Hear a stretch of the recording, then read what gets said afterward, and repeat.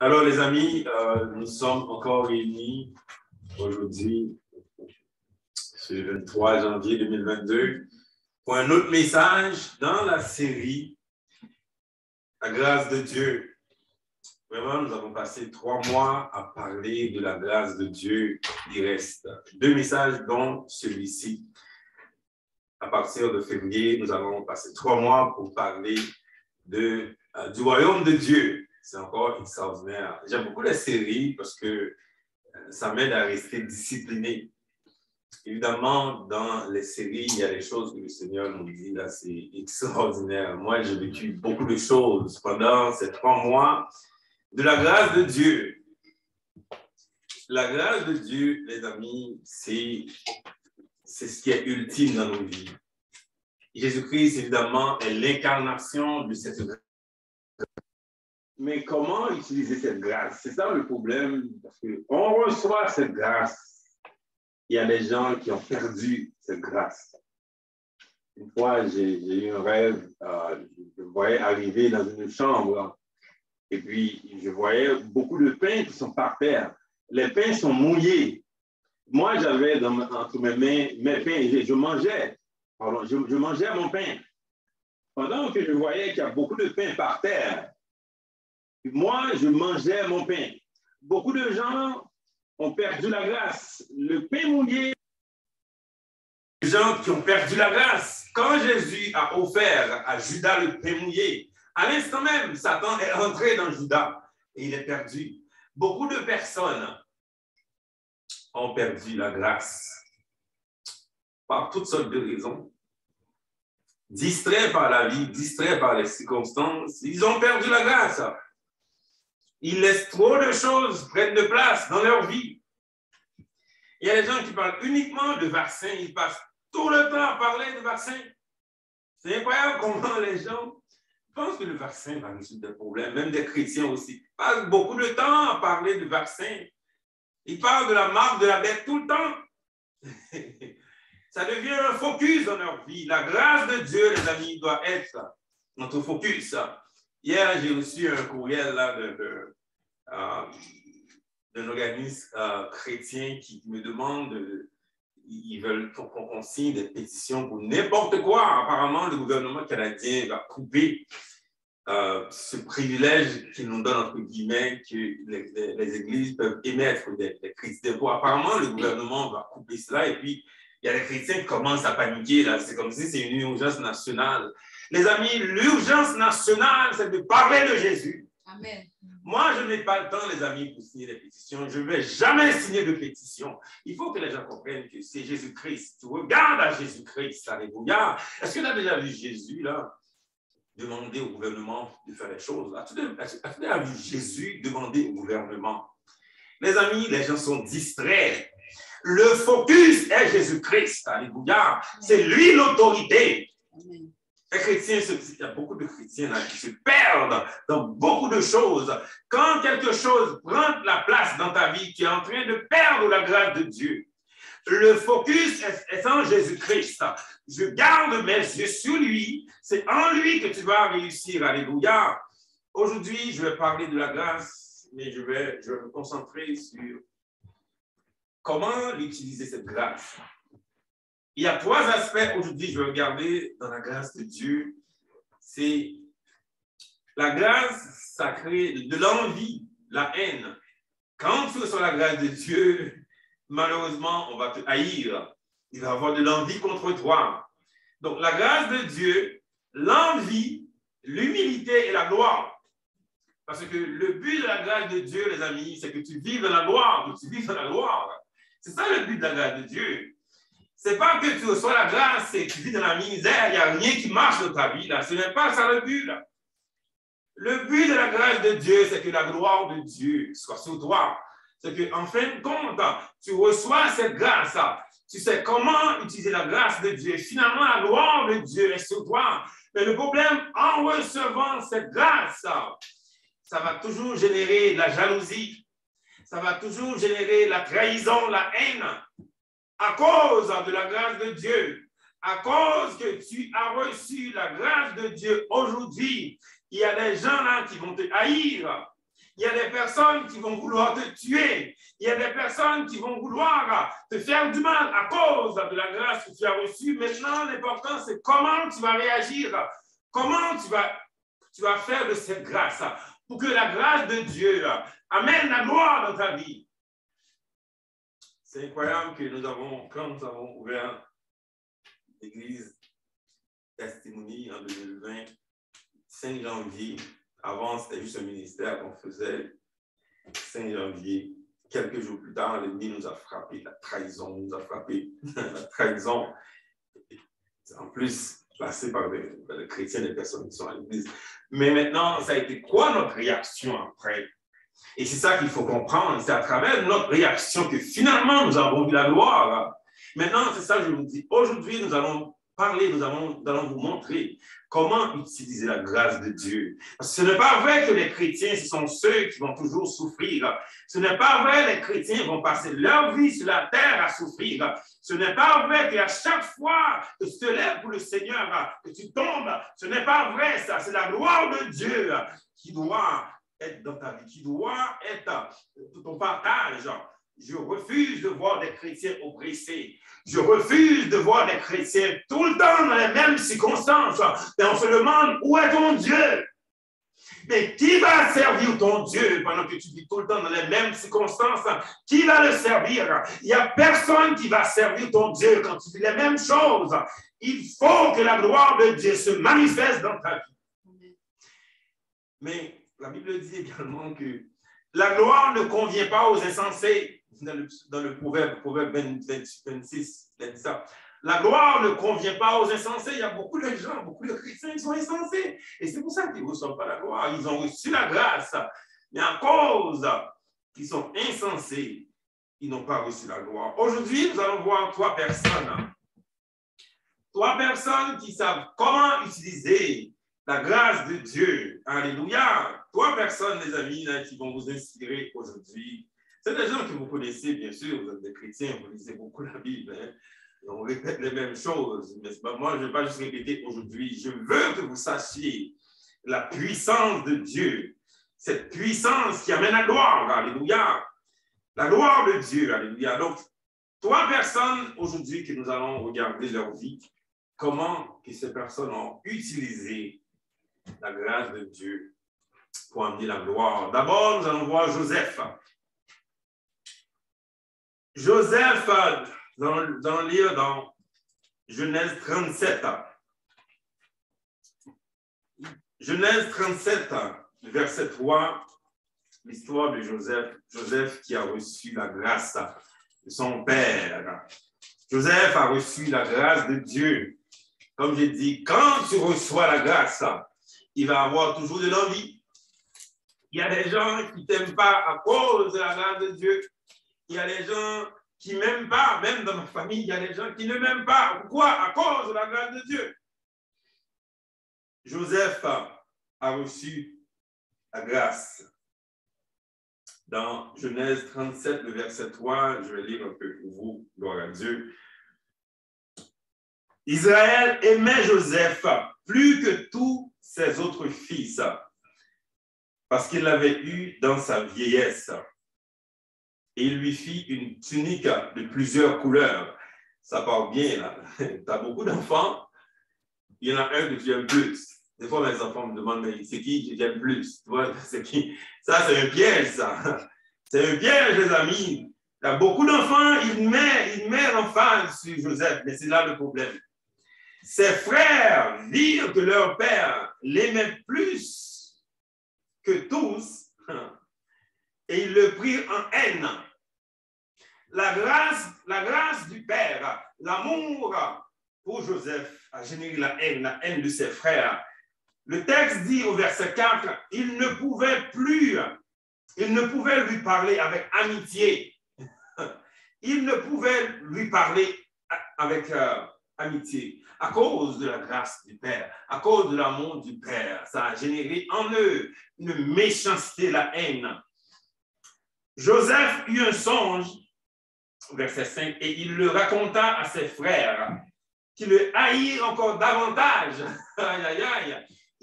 Joseph avait un bon cœur, il voulait partager avec ses frères ses rêves, ses projets, les choses que Dieu lui a dit.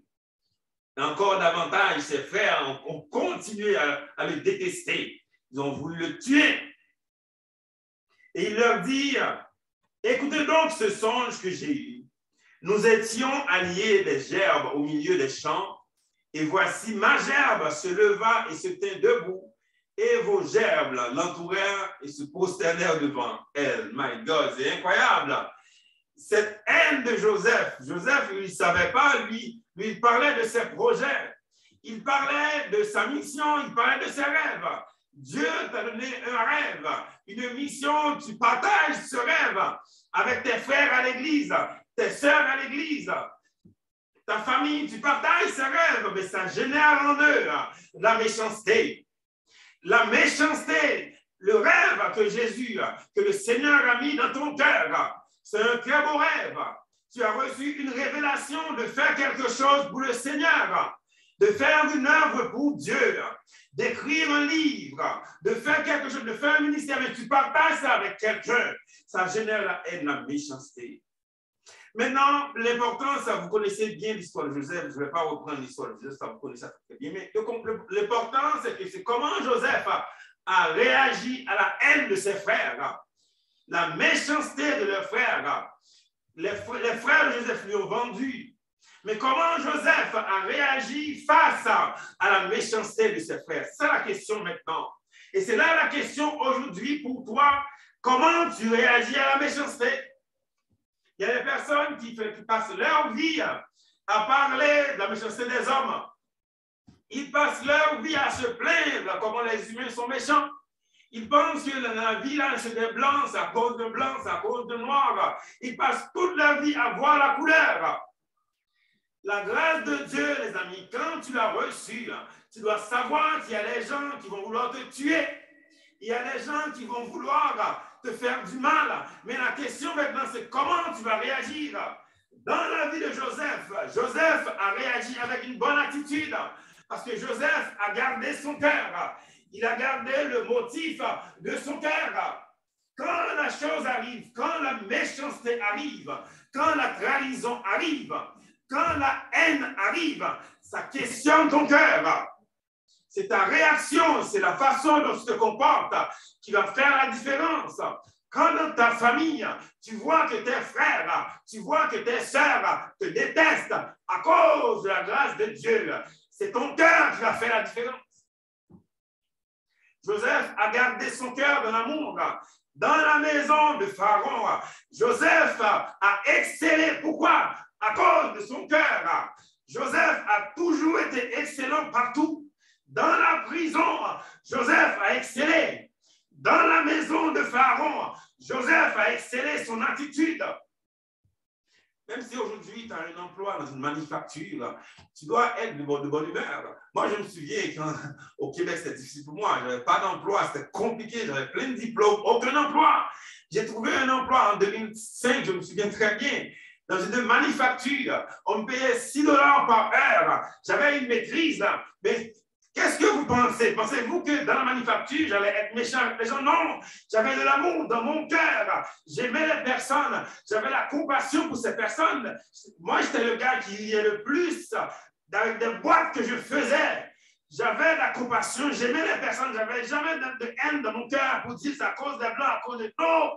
Dans mon cœur, j'avais cette motivation parce que je savais que je servais un grand Dieu. Le cœur de Joseph, Joseph a gardé son cœur malgré la circonstance, malgré la haine de ses frères, malgré la trahison de la femme de Potiphar. Joseph a gardé son cœur.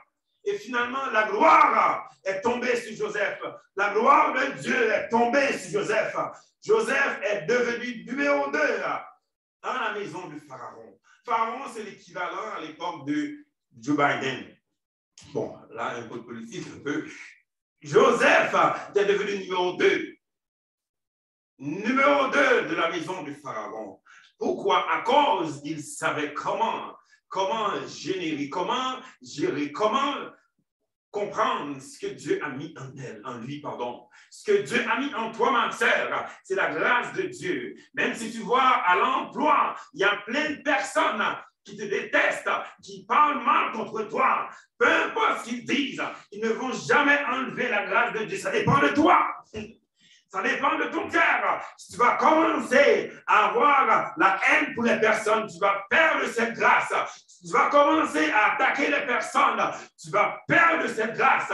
Tu dois garder ton cœur dans l'attitude de toujours aimer le Seigneur, de pardonner les personnes parce qu'ils ne savent pas ce qu'ils font. Deuxième personne aujourd'hui qui a su vraiment utiliser la grâce de Dieu à bon escient, c'est Job.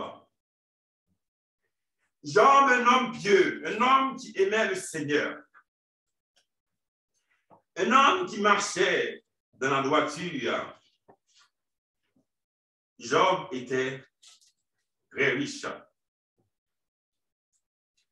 Voyez-vous, la richesse de Job, ça a généré la haine de Satan. Satan voyait en Job un problème parce qu'il voyait tellement de choses dans la vie de Job. Job 1, le verset 3. Le texte dit qu'il possédait 7000 brebis, 3000 chameaux, 500 paires de bœufs, 500 ânesses et un très grand nombre de serviteurs. Et cet homme était le plus éminent de tous les fils de l'Orient. Incroyable comment Job était extrêmement riche. En plus, il était un homme droit, un homme de Dieu. Il n'y avait pas d'autre là. Il n'y avait pas d'autre que Job sur la terre là. C'est ça que Satan disait là. Ça a généré en Satan une haine. Satan voit ta richesse là. Il voit la gloire de Dieu. Une gloire qu'il avait. Si vous lisez dans Ézéchiel 28, Ézéchiel 28 décrit comment Satan était. Il avait tellement la gloire sur lui. Mais à cause de l'iniquité, il a été précipité sur la terre. Le Seigneur l'a envoyé sur la terre à cause de la méchanceté en lui. Mais cette gloire qu'il avait, mais des fois, il voit la gloire. Il voyait la gloire. Il voyait tellement de choses sur Job. Ça a généré la haine. Je vous dis la grâce de Dieu, la richesse de Job, cette grâce qu'il a reçue de Dieu, ça a généré la haine. Je vous dis tout le temps, si vous avez la grâce de Dieu, ça va toujours générer la haine. Maintenant, c'est Satan lui-même. Dans le cas de Joseph, il a utilisé les cœurs des frères. Maintenant, il se présente lui-même devant Dieu. Alléluia. Dans le texte, les versets 6 à 11, on va lire. Or, les fils de Dieu vinrent un jour se présenter devant l'Éternel, et Satan vint aussi au milieu d'eux. L'Éternel dit à Satan, d'où viens-tu? Et Satan répondit à l'Éternel de parcourir la terre et de m'y promener. L'Éternel dit à Satan, as-tu remarqué mon serviteur Job? Il n'y a personne comme lui sur la terre. C'est un homme intègre et droit, craignant Dieu, se détournant du mal. Dieu est en train de vanter son champion là. Dieu a mis des choses en toi, il vante le champion.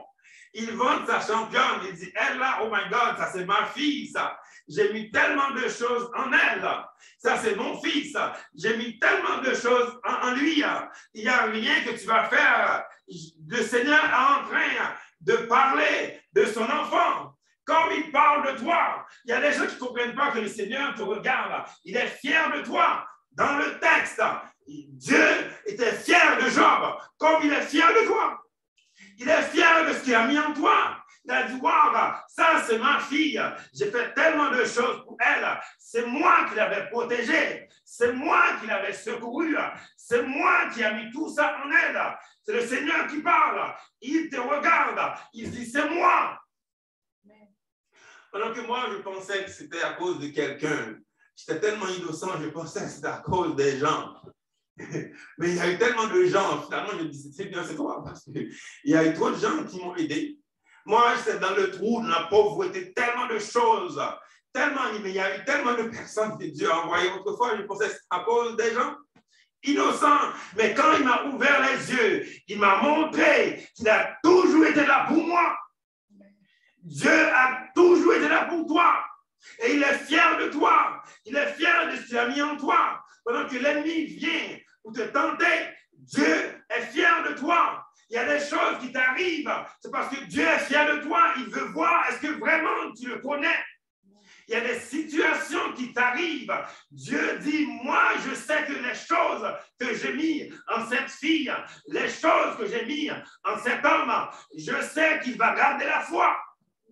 Au lieu de se plaindre ou dire, Seigneur, je te sers, pourquoi ces choses arrivent? Pourquoi cette chose arrive alors que je te sers? Dieu est en train de dire qu'il sait ce qu'il a mis en toi. Il sait ce qu'il a mis en toi et il sait, tu vas garder la foi. Job a vécu tellement de choses après. Job a vécu tellement de circonstances après. Il a perdu ses enfants. Il a perdu sa richesse. Sa femme lui a dit de maudire ce Dieu. Job a gardé la foi. La grâce de Dieu sur Job, la richesse qu'il a eue, Satan a déferlé la haine sur Job. Mais Job a gardé la foi. Il a su utiliser la grâce de Dieu. Et Job a vu la gloire, alléluia. Job a vu la gloire. Et si vous lisez dans Job 42, vous allez voir comment Job, alléluia, a vu la gloire. Dieu a béni Job.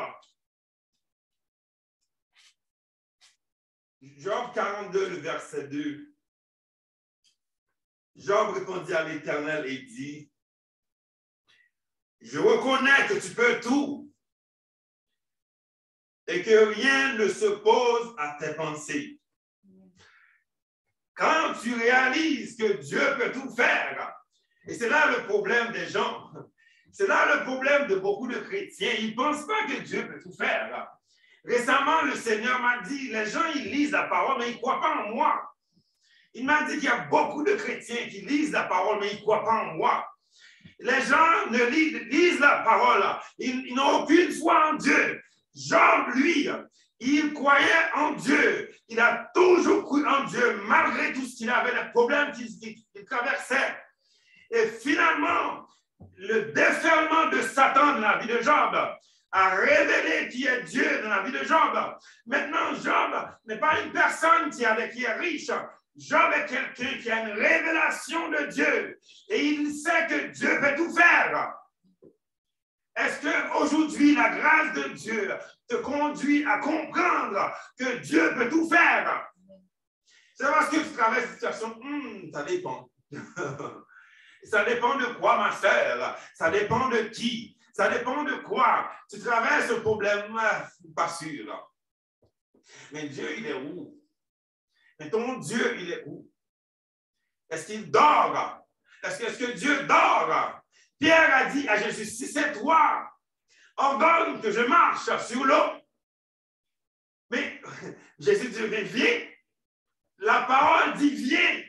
Et dès que tu entends le mot viens, c'est fini. Mais pourquoi tu penses à autre chose? Pourquoi tu penses à autre chose? Il t'a dit de venir, ma sœur. Il t'a dit de commencer ce ministère. Il t'a dit de faire ce travail. Mais pourquoi tu regardes autre chose? Jésus a dit à Pierre, viens, c'est fini. C'est quoi tu veux d'autre? C'est quoi tu veux d'autre, mon soeur, ma soeur? C'est quoi tu veux d'autre, mon frère? Les gens réfléchissent trop de raisonnement. Pourquoi? Parce qu'ils ne croient pas que Dieu peut tout faire.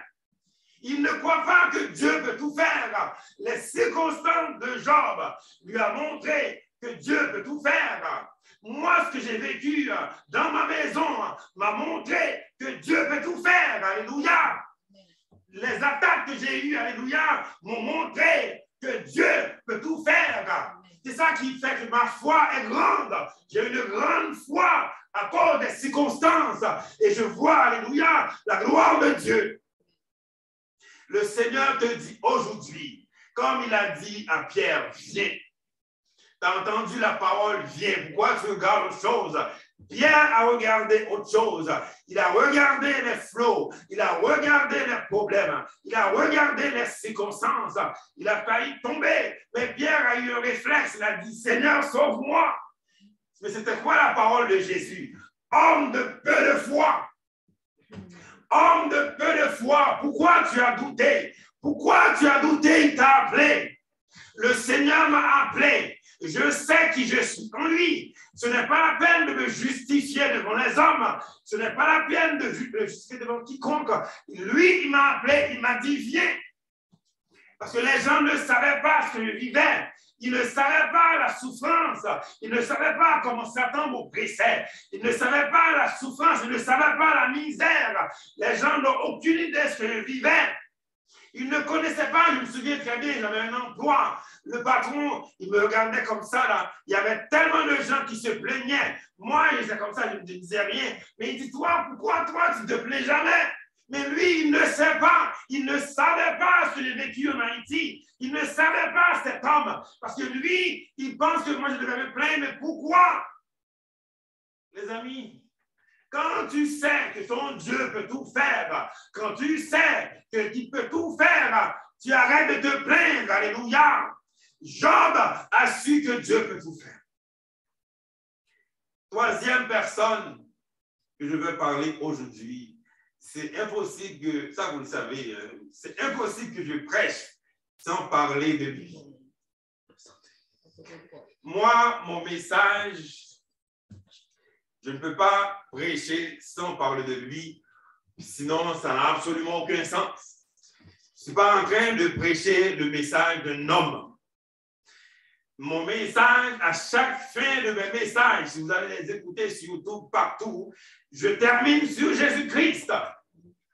Je termine sur celui qui a incarné la fidélité de Dieu. Je termine celui qui est le serviteur parfait. Je termine sur celui qui a montré l'amour de Dieu. Moi, le modèle que je suis Jésus-Christ. Je ne suis pas un homme. Je ne regarde pas ce que les hommes font. Je vois qu'il y a beaucoup d'hommes de Dieu. J'ai beaucoup de respect pour eux. J'ai beaucoup de respect pour les femmes de Dieu. Mais mon modèle préféré, Jésus-Christ. Moi, les amis, là, il ne faut pas me suivre. Il ne faut pas suivre luarment. Suis Jésus. Regarde ce que Jésus fait. Regarde comment il a vécu. Moi, je passe beaucoup de temps à lire les 4 évangiles. Je lis, je relis, je lis, my God, je vois ce que Jésus faisait. Et c'est ça que je veux faire. Jésus, alléluia. Jésus est la grâce, est l'ultime grâce de Dieu. C'est cette grâce qui est venue. La grâce de Dieu, les amis, sur la vie de Jésus, a généré beaucoup de méchanceté. A généré beaucoup de méchanceté. Même Siméon a dit à Marie, cet enfant que tu vois là, il provoqua la haine. La grâce sur la vie de Jésus a provoqué la méchanceté. Dans Matthieu 17, verset 5, Dieu a dit, celui-ci est mon fils en qui j'ai mis toute mon affection. Mais ça, là, c'est déjà quelque chose. La grâce de Dieu sur Jésus a généré la méchanceté de Satan, la méchanceté des pharisiens. Partout, ils voulaient le tuer. Jésus entra à la synagogue, il a parlé, il a lu la Bible, il a lu Ésaïe. Quelques instants plus tard, les gens voulaient le tuer. Partout, ils voulaient le tuer. Pourquoi? À cause, alléluia, de la grâce de Dieu. Dans Matthieu 27,